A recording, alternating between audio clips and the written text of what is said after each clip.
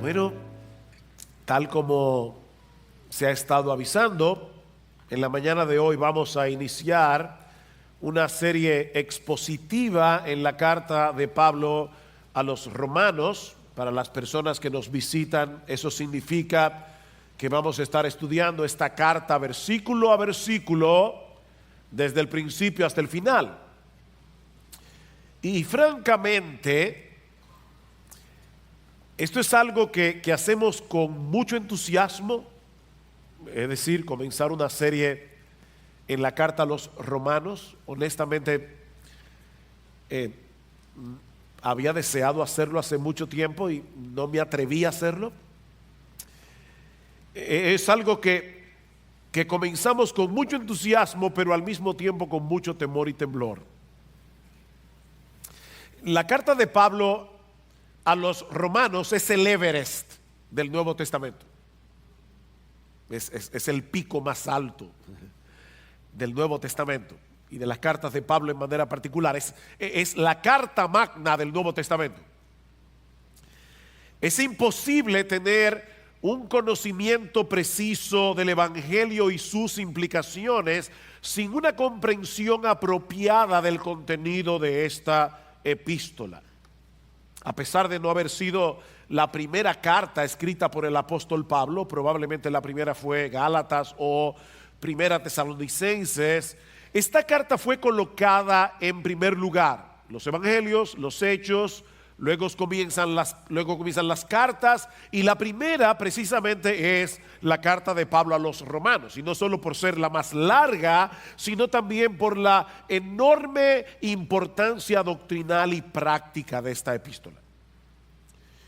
La carta a los romanos, en la providencia divina, ha jugado un papel fundamental en la propagación del Evangelio de Jesucristo a lo largo de toda la historia de la iglesia.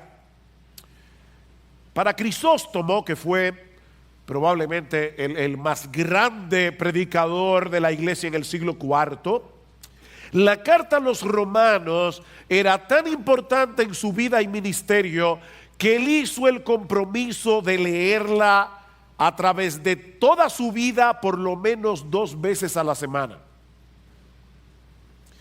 Crisóstomo decía que Romanos es indiscutiblemente el compendio más complejo y profundo de todas las verdades sagradas más fundamentales de la Biblia. Martin Lloyd-Jones, mi héroe, que se pasó 16 años estudiando Romanos y no terminó, le dio un infarto en Romanos 15:17 y no terminó la carta. No murió, pero se retiró del ministerio y por eso no pudo seguir. No se preocupen, yo no voy a estar 16 años estudiando Romanos, pero Martin Lloyd-Jones decía que esta carta es el escrito más profundo que existe. El escrito más profundo que existe. Fue la carta a los romanos el medio que el Señor usó para traer a salvación a Agustín de Hipona, uno de los teólogos más influyentes que ha tenido la iglesia a través de la historia, hasta el día de hoy. Fue la carta a los romanos que Dios usó para convertir a Martín Lutero. Su conversión al cristianismo se debió primariamente a su entendimiento de Romanos capítulo 1, versículos 16 y 17, porque en el Evangelio la justicia de Dios se revela por fe y para fe, como está escrito: el justo por la fe vivirá. De hecho, podemos decir sin lugar a dudas que la reforma protestante del siglo XVI no fue otra cosa que la consecuencia de un entendimiento más claro y profundo de la carta a los romanos. Martín Lutero decía que todo cristiano debería aprenderse la carta a los romanos de memoria y debería leerla todos los días, como el alimento del alma, todos los días. William Tyndale, el que tradujo la Biblia al inglés a principios del siglo XVI durante el reinado de Enrique VIII, dijo una vez que ningún hombre puede leer esta carta demasiado a menudo o estudiarla demasiado bien. Cuanto más se estudia, más fácil resulta comprenderla. Cuanto más se mastica, más deleitosa viene a ser. Y mientras más se profundiza, más cosas preciosas encontramos en ellas. Eso decía Tyndale. Juan Calvino decía que si llegamos a adquirir un verdadero entendimiento de esta epístola, tendremos una puerta abierta a todos los tesoros más profundos de la Biblia. Mis hermanos, yo estoy convencido de que Dios puede salvar a muchos y avivar a muchos mientras nos exponemos domingo tras domingo al contenido de esta carta, que fue escrita originalmente a un grupo de creyentes en la ciudad de Roma. Nadie sabe cómo se fundó esta iglesia. Lo que sí sabemos es que Pablo deseaba visitarla y no había podido. Cuando Miguel leyó al principio en el versículo 13, Pablo dice: yo no quiero que ignoréis, hermanos, que con frecuencia he hecho planes para ir a visitaros y hasta ahora me he visto impedido. Pablo quería ir a Roma. Así que él decide enviarles esta carta para explicarles con lujo de detalles el mensaje del evangelio que él predicaba entre los gentiles, y entre otras razones para que esta iglesia pudiera ser de ayuda en su deseo de llegar a España, como va a decir más adelante en el capítulo 15 de la carta. En la mañana de hoy vamos a limitarnos únicamente a la introducción de la epístola, los versículos 1 al 7 del capítulo 1. Ahora recuerden, hermanos, que Romanos no es un tratado teológico, aunque a veces lo parece. Pero en realidad Romanos es una carta que fue enviada a una iglesia compuesta por creyentes comunes y corrientes como tú y como yo. En la antigüedad, las cartas tenían un formato muy diferente a las cartas modernas. Usualmente cuando nosotros escribimos una carta en el día de hoy, comenzamos con el destinatario: estimado Juan. Luego viene el cuerpo de la carta: te escribo esta carta, bla, bla, bla, bla. Y al final, el remitente: con afecto, José. Esas son las cartas de hoy: destinatario, cuerpo, remitente. En la antigüedad, las cartas tenían un formato muy diferente. Las cartas comenzaban con el remitente, José. Luego los destinatarios, a Juan. Un saludo, saludos, así. Y luego el cuerpo de la carta. Bueno, ese es el formato que Pablo usa en todas las cartas, casi en todas las cartas que él escribió, solo que él amplía cada uno de los elementos. No es simplemente José, a Juan, saludos. No, cada elemento Pablo lo amplía. Pero en ninguna otra carta del Nuevo Testamento el prefacio es tan largo como Romanos. ¿Quién escribió Romanos? Pablo. Pero él usa 5 versículos para explicar eso. Luego viene el remitente, el destinatario o los destinatarios, en este caso la iglesia de Roma, y usa casi 2 versículos para eso. Y luego viene el saludo.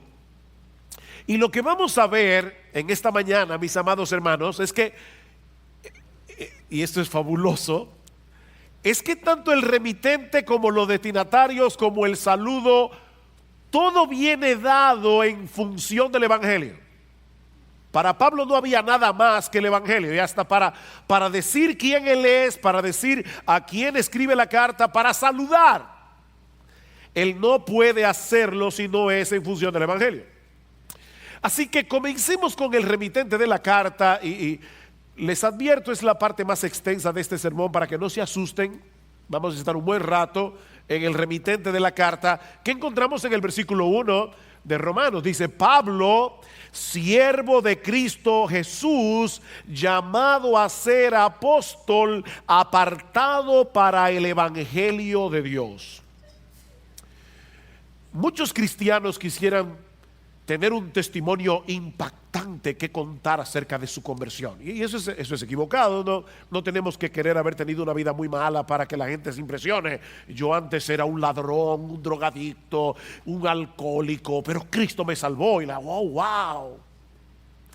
No tiene que ser tan espectacular. Bienaventurado el varón que no anduvo en consejo de malos. Ahora, si había alguien que tenía mucho que contar acerca de su conversión, era el apóstol Pablo. Este hombre había sido un fariseo que en su celo por el judaísmo había llegado a ser un perseguidor de la iglesia, hasta que tuvo un encuentro con el Cristo resucitado camino a Damasco, y todo cambió. Y Pablo compartió varias veces esta historia de conversión, así que es apropiado en ciertos contextos que nosotros digamos cómo fue que el Señor nos salvó. Pero al presentarse delante de esta iglesia que no lo conocía personalmente, Pablo pasa por alto totalmente su espectacular historia de conversión y se presenta a sí mismo como un esclavo de Jesucristo, llamado a ser apóstol, apartado para el evangelio de Dios. Esa es su tarjeta de presentación. El Señor Jesucristo había decidido tomar a este antiguo perseguidor de la iglesia no solo para hacerlo suyo, uno de sus esclavos, que es la traducción literal de la palabra siervo que aparece en el versículo 1. Pablo se veía a sí mismo como un esclavo de Jesucristo, sino también para ser uno de sus apóstoles. De hecho, más adelante Pablo va a decir en el versículo 5, por medio de quien hemos recibido la gracia y el apostolado. Los apóstoles de Cristo son hombres escogidos por Jesús, que habiendo sido testigos oculares de su resurrección, fueron comisionados por él para hablar en su nombre y poner el fundamento de la iglesia, dice Pablo en Efesios capítulo 2 versículo 20. Así que toda iglesia cristiana verdadera es apostólica. Nosotros somos apostólicos, somos evangélicos, católicos, apostólicos y evangélicos, no romanos. Es por eso, mis hermanos, que ya no hay apóstoles. No, yo sé que hay gente que se dicen que son apóstoles, pero hay gente que cree que son Napoleón. Yo estoy diciendo, oficialmente hablando, hoy día no hay apóstoles. Una persona que se llame apóstol, sencillamente, y tal vez lo hace con un buen corazón, pero está sinceramente equivocado. No hay apóstoles en el día de hoy, porque los apóstoles pusieron el fundamento de la iglesia. Yo no sé cuántos ingenieros y arquitectos hay aquí, pero todo el mundo sabe que el fundamento de una edificación se pone una sola vez y para siempre. ¿Ok? Pero aparte de eso, Cristo encargó a estos hombres que fueron testigos oculares de su resurrección para ser apóstoles, y Pablo dice claramente en 1 Corintios capítulo 15 versículo 8 que el último ser humano que vio a Cristo resucitado fue él, camino a Damasco. Por eso él podía ser apóstol. Cristo se le apareció a Pablo para que él fuera un apóstol. Hay que ver al Cristo resucitado. Ahora, eso quiere decir, mis hermanos, y por eso esto es tan importante, que cuando un apóstol habla, lo hace como portavoz de Jesucristo, es decir, como si fuera Jesucristo mismo el que hablara. Así que al leer esta carta de Pablo a los romanos, debemos recordar que este no es un documento privado escrito por un creyente del primer siglo que estaba preocupado por una iglesia en la ciudad de Roma. No. Pablo escribe esta carta con la autoridad de un apóstol. De manera que en última instancia, la revelación del Evangelio que encontramos en esta carta no se origina en Pablo, se origina en Jesús. Algunas personas hablan de el Evangelio de Pablo. No, este no es el Evangelio de Pablo. Este es el Evangelio de Jesús. De manera que rechazar el Evangelio que se revela, se define, se describe en la carta a los romanos no es rechazar a Pablo, es rechazar a Jesucristo. Ahora, cuando nosotros mencionamos la palabra evangelio, no debemos suponer que todo el mundo entiende la misma cosa. Así que ahora Pablo todavía está en el remitente. Él está tratando de decir a la iglesia de Roma quién él es. Pero ahora Pablo va a pasar a definir con más detalle cuál era ese mensaje que el Señor Jesucristo le había comisionado predicar entre los gentiles. Porque ese mensaje del Evangelio define la identidad de Pablo como apóstol de Jesucristo. Y hay básicamente 5 cosas que Pablo menciona en este prefacio acerca del Evangelio. Comenzando con el origen del Evangelio. Noten una vez más el versículo 1. Pablo, siervo de Cristo Jesús, llamado a ser apóstol, apartado para el Evangelio de Dios. De Dios. Esta frase no significa primariamente el evangelio que trata acerca de Dios, sino más bien el evangelio que tiene su origen en Dios. Ningún hombre tiene derecho a decidir cuál es la manera en que nos vamos a reconciliar con Dios. Recuerden que en esta ecuación Dios es el ofendido y Dios es Dios. Así que tenía que ser Dios el que estableciera el protocolo a través del cual nosotros podemos reconciliarnos con Él y acercarnos a Él. Por eso Pablo habla de el evangelio, no de un evangelio. En el Nuevo Testamento siempre se habla de el evangelio porque solo hay uno. Un evangelio, el único que hay. La palabra evangelio significa buenas noticias. Bueno, mis hermanos, amigos que nos visitan, de todas las buenas noticias que tú pudieras recibir a lo largo de tu vida, no hay una buena noticia que sea más buena noticia que la buena noticia del evangelio. De hecho, sin esta buena noticia, ninguna noticia es buena. La buena noticia del evangelio es lo que hace bueno cualquier otra cosa. Esta es la buena noticia del evangelio, que hay salvación eterna para el pecador solo por gracia, solo por Cristo, solo por medio de la fe. Y de hecho a ningún ser humano se le hubiera ocurrido diseñar un plan de salvación como el que encontramos en la Biblia y particularmente en la carta a los romanos. ¿Saben por qué? Porque en el evangelio de Dios, el que se origina en Dios, solo Dios se lleva toda la gloria, y eso es ofensivo para los seres humanos. Decía Agustín de Hipona: al hombre le resulta ofensivo que Dios sea Dios. Y en el evangelio que se revela en el Nuevo Testamento y de manera particular en la carta de Pablo a los romanos, no hay un solo motivo para que el hombre sea exaltado. El único que merece la gloria es Dios. Este es el evangelio de Dios. El método de salvación fue diseñado por Dios y fue llevado a cabo por Dios de principio a fin por medio de la persona y la obra de su Hijo, para que Él solo sea glorificado en la salvación de los pecadores. Es por eso que más adelante, cuando Pablo llega al capítulo 11 de Romanos, que es cuando Pablo termina de exponer con todo detalle de qué se trata el evangelio, Pablo prorrumpe en unas palabras de doxología, en unas palabras de alabanza alabanzas a Dios. Oh profundidad de las riquezas de la sabiduría y del conocimiento de Dios. Cuán insondables son sus juicios e inescrutables sus caminos. Porque ¿quién entendió la mente del Señor? ¿A quién se le hubiera ocurrido un plan de salvación a través del cual el Dios ofendido es el que paga la deuda del pecado del hombre? ¿A quién se le hubiera ocurrido eso? Para que Él sea el justo y el que justifica al que es de la fe de Jesús. Dice Pablo, oh profundidad, ¿quién ha conocido la mente del Señor? ¿O quién llegó a ser su consejero?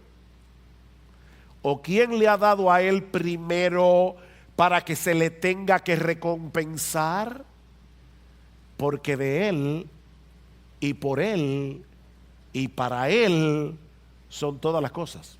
A Él sea la gloria por los siglos. El evangelio se origina en Dios. Pero vemos también aquí en este prefacio, y todavía estamos en el remitente, recuerden, la continuidad del evangelio. Versículo 2. Que Él es Dios, que Él ya había prometido por medio de sus profetas en las Santas Escrituras. El evangelio que Pablo predicaba, el evangelio que encontramos en todo el Nuevo Testamento, es el mismo evangelio que comenzó a ser revelado en el huerto del Edén. No hay otro evangelio. Tan pronto Adán y Eva se rebelaron contra Dios, Él prometió enviarles un Salvador que habría de rescatarlos del pecado y de todas las consecuencias del pecado. Esa es la promesa que se va desarrollando a través de todo el Antiguo Testamento. Y todos los creyentes del Antiguo Pacto se salvaron porque pusieron su confianza en esa promesa. Se salvaron a crédito, porque Cristo no había llegado, pero ellos estaban esperando a ese Salvador. Tú vas a una tienda con tu tarjeta de crédito y pasas la tarjeta, tú no has pagado todavía un centavo, te llevas el televisor, disfrutas el televisor por un mes, hasta que llega la tarjeta y tienes que pagar. Bueno, todos los santos del Antiguo Testamento, no quiero ser irreverente, pero se salvaron porque Dios fue pasando la tarjeta por cada uno de ellos y el deudor era Jesucristo.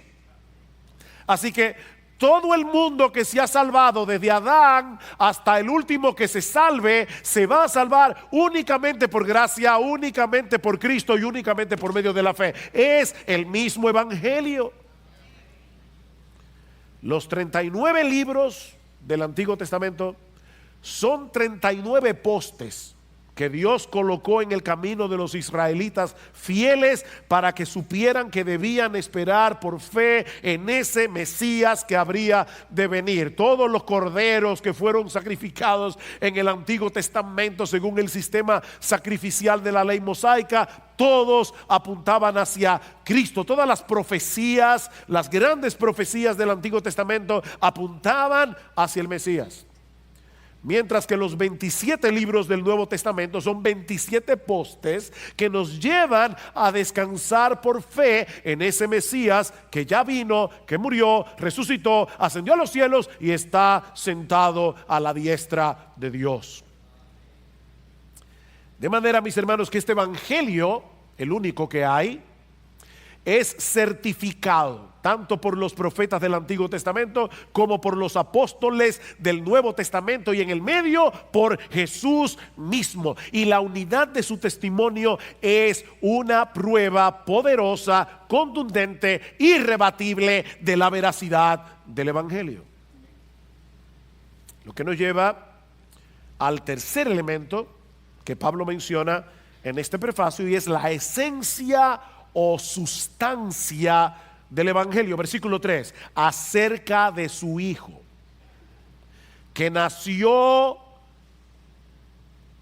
de la descendencia de David según la carne. Acerca de su Hijo. Si este evangelio es revelado en toda la Escritura de principio a fin, entonces, mis hermanos, Jesucristo es el punto focal de toda la Biblia, porque Él es la esencia o sustancia del Evangelio. Jesucristo es el Evangelio. Dios no envió un plan para salvar al hombre. Él envió a una persona. A una persona. Y eso diferencia al cristianismo de todas las religiones del mundo. Todas las religiones te ofrecen reglas, rituales, consejos a través de los cuales los hombres pueden acercarse a Dios, pero el Evangelio más bien nos revela lo que Dios ya hizo a través de la persona y la obra de su Hijo para que los hombres pudieran reconciliarse con Él. Jesucristo y su obra conforman la sustancia del Evangelio. Él es la buena noticia del Evangelio. Como dice Juan Calvino, todo el Evangelio está contenido en Cristo. Y por lo tanto, alejarse solo un paso de Cristo significa alejarse del Evangelio. Y noten todo lo que Pablo dice aquí acerca de Jesucristo. Y es impresionante, tanto en tan pocas palabras. En primer lugar, que Él es el Hijo de Dios. Si tú pones a un lado la declaración del versículo 2 y conectas el versículo 1 con el 3, vas a leerlo de esta manera: Pablo, siervo de Cristo Jesús, llamado a ser apóstol, apartado para el Evangelio de Dios, acerca de su Hijo. ¿Ven? Acerca de su Hijo. ¿Acerca del Hijo de quién? Acerca del Hijo de Dios. El Evangelio es lo que Dios llevó a cabo a través de su Hijo, es decir, la segunda persona de la Trinidad, que en un punto de la historia asumió voluntariamente una naturaleza humana al nacer según la carne de la descendencia de David, del linaje de David. Según su naturaleza humana, esa es la idea de según la carne. Según su naturaleza humana, Jesucristo pertenecía al linaje del rey David. Y por lo tanto, Él es el Mesías que fue anunciado por los profetas del Antiguo Testamento, que habría de ser entronado para reinar en el reino de Dios como Rey de reyes y Señor de señores por toda la eternidad.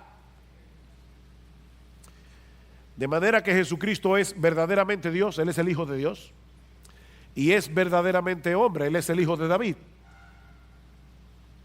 Y consecuente, Él es el único ser capacitado para mediar entre Dios y los hombres. Hay un solo mediador, un solo mediador.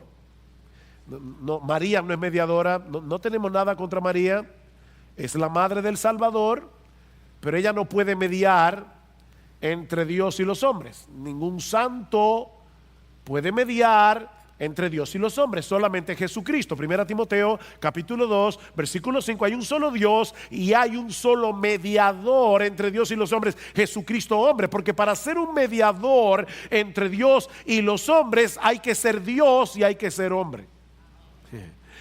Tiene que ser un hombre para que pueda representar a los hombres, pero tiene que ser Dios para poder presentarse delante de Dios e interceder por los hombres luego de haber satisfecho plenamente la justicia de Dios por medio de su muerte en la cruz del Calvario. Noten lo que sigue diciendo el versículo 4, dice acerca de su Hijo que nació de la descendencia de David según la carne y que fue declarado, literalmente que fue designado Hijo de Dios con poder, conforme al Espíritu de santidad, por la resurrección de entre los muertos, nuestro Señor Jesucristo. Él fue designado Hijo de Dios con poder, o el Hijo poderoso de Dios, como lo traduce otra versión, por medio de la resurrección.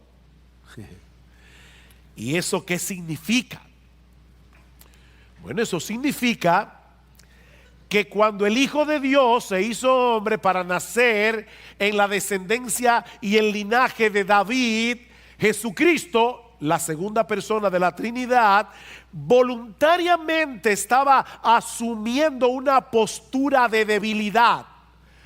Él vino como un siervo, no como el rey soberano del universo. Fue en total debilidad que Jesucristo murió en la cruz del Calvario como un simple mortal. Pero ¿saben qué pasó? El Espíritu Santo, que es a quien se refiere aquí cuando dice conforme al Espíritu de santidad, es otra forma de decir el Espíritu Santo. El Espíritu Santo vino al tercer día y resucitó el cuerpo muerto de Jesús. Eso es lo que dice más adelante Pablo en el capítulo 8 versículo 11. Pero si el espíritu de aquel que resucitó a Jesús de entre los muertos habita en vosotros, el mismo que resucitó a Cristo Jesús de entre los muertos también dará vida a vuestros cuerpos mortales por medio de su espíritu que habita en vosotros. ¿Ven? El Espíritu Santo resucitó el cuerpo muerto de Jesús y va a resucitar el nuestro también, porque el Espíritu Santo mora en nosotros. Y a partir de ese momento, mis hermanos, aquel que había sido hecho hijo de Dios en debilidad y humillación durante la encarnación, ahora fue designado por el Padre hijo de Dios en poder, o el poderoso Hijo de Dios, que ahora va o a salvar o a juzgar a toda la raza humana. Dios, el Padre, designó a Jesucristo como el poderoso Hijo de Dios a través de la resurrección. Y eso es lo que separa al cristianismo de todas las religiones del mundo. Jesucristo resucitó. Mahoma está muerto, Buda está muerto, Lao Tse está muerto, Confucio está muerto. Pongan al que ustedes quieran, está muerto. Mary Baker Eddy está muerta. El de los mormones está muerto. El de los testigos de Jehová está muerto. El único que está vivo es Jesucristo. Él se levantó de la tumba al tercer día. Él es el Hijo. Fue designado Hijo de Dios con poder por la resurrección de entre los muertos. De ahí el otro elemento que Pablo menciona en el prefacio. Y recuerden, este es el remitente. Pablo está simplemente diciendo quién fue que escribió la carta. Ya vimos el origen del Evangelio, la continuidad del Evangelio, la esencia del Evangelio. Veamos ahora la amplitud universal del Evangelio. Versículo 5, por medio de quien hemos recibido la gracia y el apostolado para promover la obediencia a la fe entre todos los gentiles por amor a su nombre. Entre todos los gentiles o entre todas las naciones. Pablo vuelve a mencionar su apostolado como una gracia misericordiosa que él recibió del mismo Cristo a pesar de haber sido un perseguidor de la iglesia. Pero él ahora quiere definir con más precisión de qué se trata este apostolado que él recibió de Jesús para promover la obediencia a la fe entre todos los gentiles. Jesucristo no vino a salvar a ninguna raza particular de seres humanos. Él es el único que puede dar salvación a cualquier pecador independientemente de su cultura, independientemente de su nacionalidad. Yo soy el camino y la verdad y la vida. Nadie viene al Padre sino por mí. El apóstol Pedro dice en Hechos capítulo 4 versículo 12 que en ningún otro hay salvación. En ningún otro hay salvación, porque no hay otro nombre bajo el cielo dado a los hombres en el cual podamos ser salvos. No importa si nació en República Dominicana, no importa si nació en Corea del Norte, no importa si nació en Arabia Saudita, hay un solo nombre a través del cual los hombres pueden ser salvos y es Jesucristo. Y es por eso que el Señor le encargó a Pablo de manera particular que llevara ese mensaje del Evangelio a los gentiles, es decir, a los que no son judíos de nacimiento. Por supuesto, Pablo no iba a dejar de predicarle el Evangelio a un judío por el hecho de ser judío. Pero lo que él está diciendo aquí es que su tarea primordial era llevar el mensaje de salvación a los gentiles, y me llama mucho la atención la manera como Pablo explica esto, dice, para promover la obediencia a la fe. En otras palabras, para promover el tipo de obediencia que surge o emana de la fe. Una de las cosas en las que Pablo insiste una y otra vez en todas sus epístolas, pero de manera particular en esta carta a los romanos, es que el pecador es justificado, es decir, declarado justo en el tribunal de Dios por medio de la fe sola. No por ninguna otra cosa, no la fe más obras, no la fe más la misa, no la fe más rituales, no la fe más confesarse con un sacerdote, la fe sola. Pastor, ¿qué significa la palabra sola? Bueno, en el griego es una palabra interesante que significa sola. Sola, nada más, solamente por medio de la fe. Pero Pablo también insiste, y este es el punto importante aquí, él insiste en el hecho de que la fe en Jesucristo, mi amigo, escúchame bien, si tú estás aquí de visita hoy en la mañana, Pablo y todo el Nuevo Testamento insiste en el hecho de que la fe en Jesucristo necesariamente implica un sometimiento voluntario al señorío de Jesús. Por eso tanto en el versículo 5 como en el 4 como en el versículo 7, Pablo se refiere a Jesús en esta carta como Señor. Él es Señor. Y de hecho por eso es que Pablo se presenta a sí mismo como un esclavo, porque Él es el Señor. Y eso no es exclusivo de Pablo. No es que Pablo era esclavo de Jesús y nosotros los otros cristianos no. No, hermanos, esa es la condición de todo aquel que ha creído de verdad en Jesucristo, porque Él es el Señor. Mira, mi amigo, déjame decirte algo muy importante. A final de cuentas, todos aquí somos esclavos de alguien. Aquí no hay nadie que no sea un esclavo. Pero somos esclavos de diferentes amos. O somos esclavos del pecado, o somos esclavos de Jesús. No hay una tercera opción. Escucha lo que dice Pablo en Romanos capítulo 6. ¿No sabéis que cuando os presentáis a alguno como esclavos para obedecerle, sois esclavos de aquel a quien obedecéis, ya sea del pecado para muerte o de la obediencia para justicia? Tú eres esclavo del amo al que tú obedeces.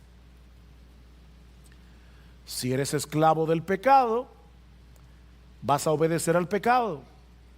Si eres esclavo de Cristo, vas a obedecer a Cristo, no perfectamente, pero sí sinceramente. Y a la luz de esa realidad, yo te pregunto, ¿quién es tu amo?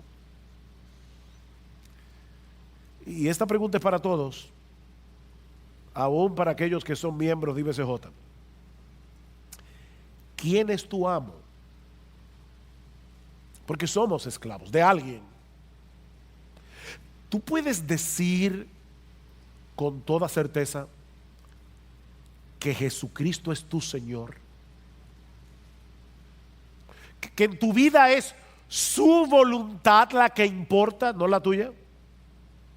De manera que si hay un conflicto entre tu voluntad, lo que tú quieres hacer, y la clara voluntad de Jesús revelada en su palabra, hay una lucha. Sí, hay una lucha porque el pecado todavía mora en ti, pero tú quieres obedecer a Jesús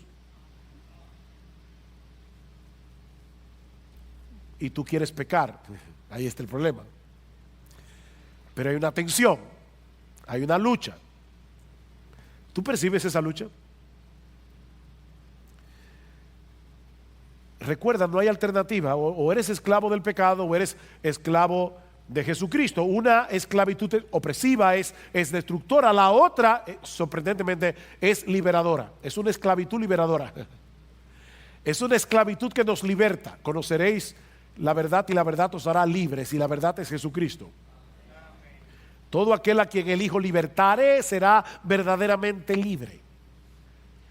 Tener a Jesús como Señor es una enorme bendición. Déjame hacer un ejercicio contigo que escuché recientemente. Vamos a suponer que a ti te encargan conformar un grupo de personas y mira quiénes deben estar en ese grupo. Tú ahora mismo, ahí sentado, ahora mismo, por favor, tú vas a pensar cuál es la persona más bondadosa que yo conozco. Ponla en el grupo. ¿Cuál es la persona más generosa que yo conozco? Ponla en el grupo. ¿Cuál es la persona más paciente que yo conozco? Ponla allí en el grupo. ¿Cuál es la persona más inteligente y más sabia que tú conoces?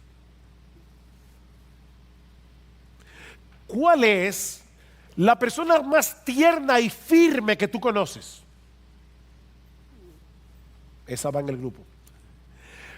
¿Cuál es la persona más capaz que tú conoces?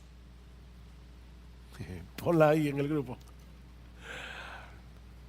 Y así puedo seguir mencionando virtudes. ¿Cuál es la persona más mansa y humilde que tú conoces? Ponla en el grupo. Ahora júntalas todas en una sola persona. Y luego lleva cada una de sus virtudes a la perfección. Y tú tendrás una idea aproximada de lo que es tener a Jesucristo como dueño, amo y Señor de tu vida.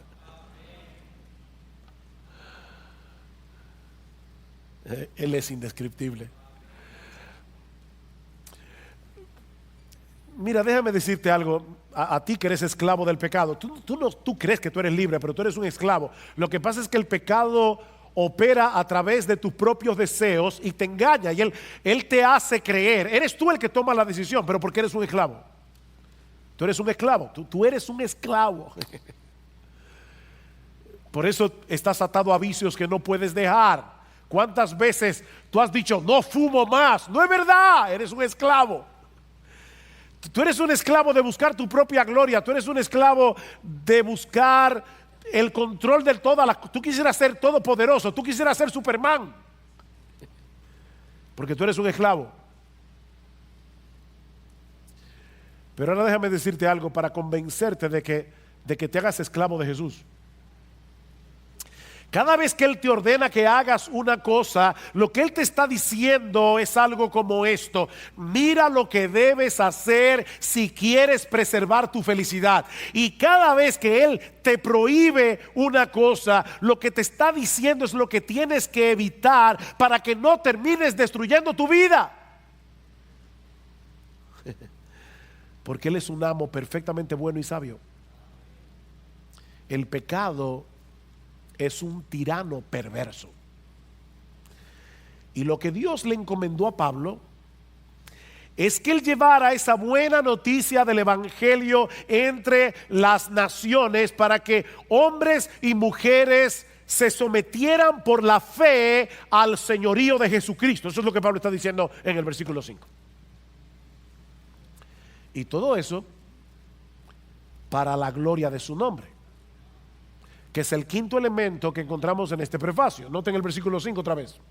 Por medio de quien hemos recibido la gracia y el apostolado para promover la obediencia a la fe entre todos los gentiles, por amor a su nombre. Por amor a su nombre. La encomienda que Dios le había dado a Pablo de promover la obediencia de la fe entre los gentiles fue con el propósito expreso de que el nombre de nuestro bendito, precioso, exaltado Señor Jesucristo sea honrado entre todas las naciones. Esa es la meta final del Evangelio, es la exaltación de Jesús como el único Señor, como el único Salvador de la raza humana. Como dice John Stott, la razón principal por la que debemos predicar el Evangelio no es la principal, no la única, pero no es porque queremos que los pecadores sean salvos, aunque debemos anhelar con todo nuestro corazón que los pecadores sean salvos. Pero la razón primordial, dice John Stott, es un celo abrasador y apasionado por la gloria de Jesucristo. Debe dolernos que Jesucristo no sea honrado. Debe dolernos que hay miles de personas adorando a otros dioses. Eso debe dolernos porque nosotros queremos la salvación de esos que están perdidos, pero sobre todas las cosas queremos que Jesús sea puesto en su lugar. Es por amor a su nombre. Saben que muchos misioneros han sido acusados de ser imperialistas al llevar el evangelio a otras culturas. Y ciertamente debemos confesar que es fácil confundir la tarea evangelizadora con la de llevar nuestra cultura particular a otros países. Es fácil de hacer eso.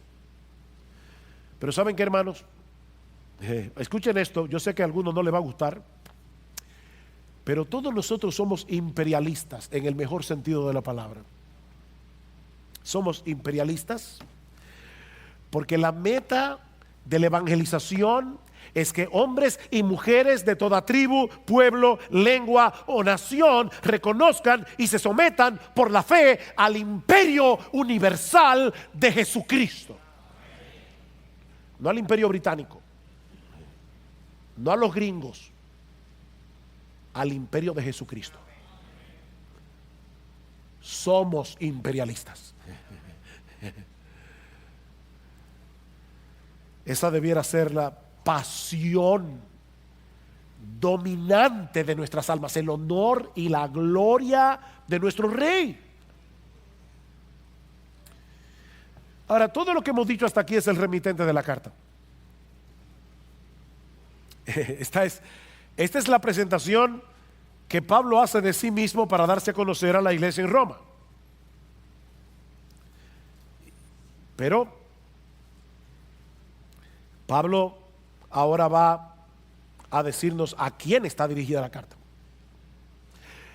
Y así como nosotros vimos, y no se preocupen, estos dos puntos son más breves, claro. Así como nosotros vimos que el Evangelio define a Pablo, el Evangelio define a sus destinatarios. Noten el versículo 6.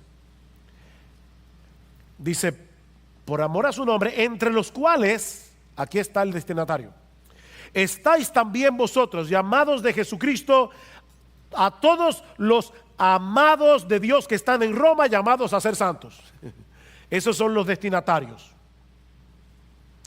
Pablo dice tres cosas aquí de estos creyentes que están en Roma. Fueron llamados por Jesucristo porque eran amados de Dios con la finalidad de que fueran santificados. Estos hombres y mujeres habían llegado a ser cristianos porque Jesucristo mismo los había llamado a través de la predicación del Evangelio con un llamamiento eficaz. El Señor dice en Juan capítulo 10 que sus ovejas escuchan su voz y por eso vienen a Él. Pero Pablo aclara en la carta a los romanos que esa voz de Cristo no viene directamente desde el cielo, sino a través de la predicación del Evangelio. ¿Cómo oirán sin haber quien les predique? Porque la fe viene por el oír y el oír por la palabra de Dios. La fe viene por el oír la voz de Jesús, que es oída a través de la predicación de su palabra. ¿Y cuáles son esas ovejas que sin lugar a dudas responderán al llamado del evangelio en arrepentimiento y fe? Jesucristo dice: aquellas que el Padre me dio, dice Jesús en Juan 10, mis ovejas oyen mi voz y yo las conozco y me siguen, y yo les doy vida eterna y jamás perecerán y nadie las arrebatará de mi mano. Escuchen, mi Padre que me las dio, mi Padre que me las dio es mayor que todos y nadie las puede arrebatar de la mano de mi Padre. Estas ovejas fueron elegidas por el Padre desde antes de la fundación del mundo, como dice Pablo en Efesios 1, simplemente porque Dios las amó.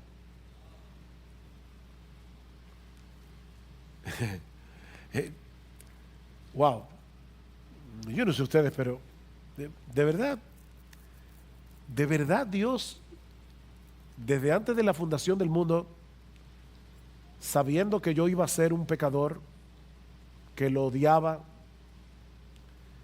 Él decidió amarme.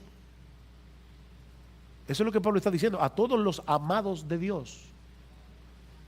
A todos los amados de Dios. Fueron llamados por Jesucristo porque fueron amados por Dios. Y precisamente porque somos los amados de Dios, fuimos llamados a ser santos, fuimos llamados a ser apartados para Dios. ¿Saben por qué? Porque no hay una mayor bendición que ser libertados de la esclavitud del pecado para venir a ser posesión exclusiva de Dios, esclavos de Dios. La santificación es la evidencia de que somos amados. Los amados son santificados, los santificados son amados. Los que no pueden dar evidencia de su santificación tampoco tienen evidencia del amor de Dios, porque Dios a los que ama santifica. Y mis hermanos, esa es nuestra identidad. ¿Se dan cuenta? Una identidad que es definida en función del evangelio otra vez. Lo que te define no es tu estatus social, rico, pobre, clase media. Lo que te define no es tu educación, analfabeto, profesional, ingeniero. Lo que te define no es tu estado civil, casado, soltero. Lo que te define, si tú eres un creyente, es Jesucristo. Por encima de cualquier cosa tú eres cristiano. Esa es tu identidad. Jesucristo te llamó eficazmente a ser santo porque Dios el Padre te amó y te escogió desde antes de la fundación del mundo para que fueras exclusivamente suyo y nadie te puede quitar eso. Lo que nos lleva al saludo. Un saludo que otra vez Pablo expresa en términos del evangelio, versículo 7 en la mitad. El saludo: gracia a vosotros y paz de parte de Dios nuestro Padre y del Señor Jesucristo. El evangelio otra vez.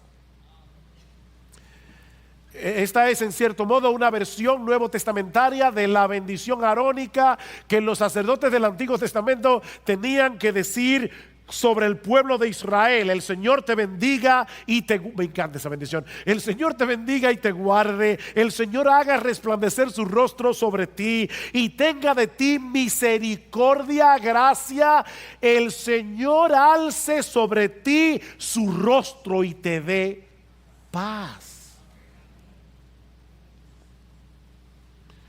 La gracia resume todas las bendiciones que los creyentes recibimos de la mano de Dios sin merecerlas, mientras que la paz es el resultado que produce el hecho de ser los receptores de esa gracia. Ahora tenemos paz con Dios por medio de Jesucristo, como dice Pablo en Romanos capítulo 5 versículo 1. Tenemos paz los unos con los otros porque somos parte del mismo cuerpo y fuimos todos reconciliados con el mismo Dios. Y por si todo eso fuera poco, ahora también podemos experimentar la paz de Dios que sobrepasa todo entendimiento, no importa las circunstancias en las que nosotros estemos.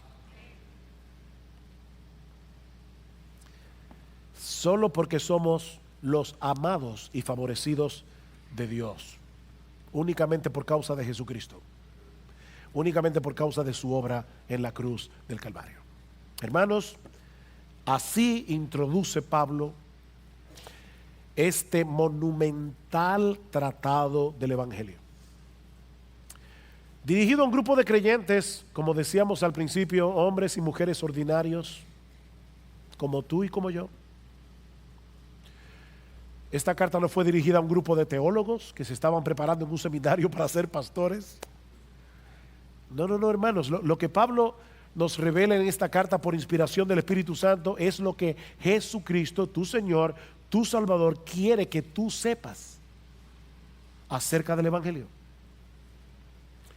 Eso es lo que tú y yo necesitamos entender acerca del Evangelio. Porque fuera de ese Evangelio no hay salvación para nadie. Y fuera de ese Evangelio no hay crecimiento espiritual para nadie. Este es el Evangelio que salva y santifica. Es mi oración al empezar esta serie, que el Señor ilumine los ojos de nuestro entendimiento en la medida en que nos exponemos cada semana al contenido de esta carta. Que muchos sean salvados por el poder de su palabra predicada, y que entre los creyentes de esta iglesia de verdad Él obre un avivamiento. Un avivamiento. Un avivamiento de piedad, un avivamiento de santidad, un avivamiento de gozo, un avivamiento de obediencia, un avivamiento de gratitud.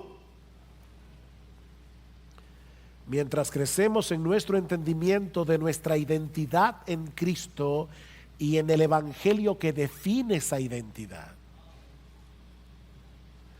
Mientras contemplamos con asombro todo lo que Dios nos ha dado solo por gracia, solo por Cristo, solo por medio de la fe, para que solo Él reciba toda la alabanza, la honra y el honor, porque de Él y por Él y para Él son todas las cosas. A Él sea la gloria por siempre. Amén.